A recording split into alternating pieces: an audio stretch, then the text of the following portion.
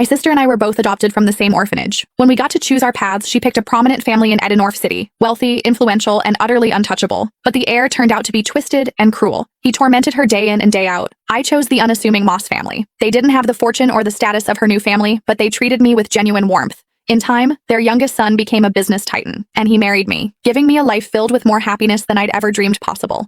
Consumed by jealousy, my sister secretly strangled me. But when I opened my eyes again, I found she had shamelessly stolen the life I'd built, this time, choosing the Moss family for herself. "Carmen," she sneered, "now it's your turn to suffer." I almost laughed out loud. Did she think the Moss heir was some simple jackpot?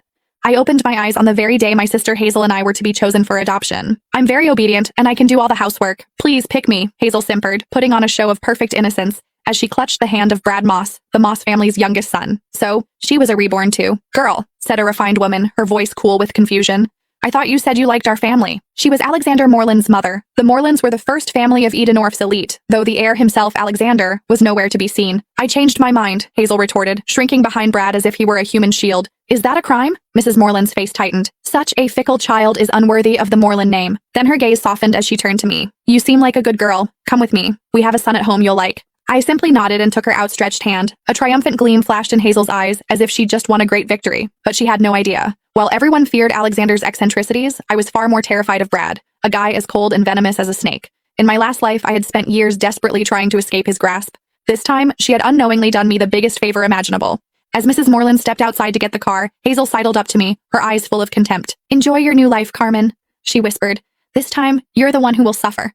I didn't even bother to reply. Her gloating was nothing more than a clown's performance. She thought she had secured a fresh start. But the joke was on her. She hadn't escaped a fire. She had just jumped headfirst into a hell far more brutal than she could ever imagine. After I arrived at the Moreland estate, Mrs. Moreland gave me a private suite and hired a small army of tutors for piano, dance, and etiquette. She was gentle but frank. "Sweetheart, I'll be honest. I adopted a daughter to find a suitable match for my son. You must apply yourself. Alexander returns from abroad in a month.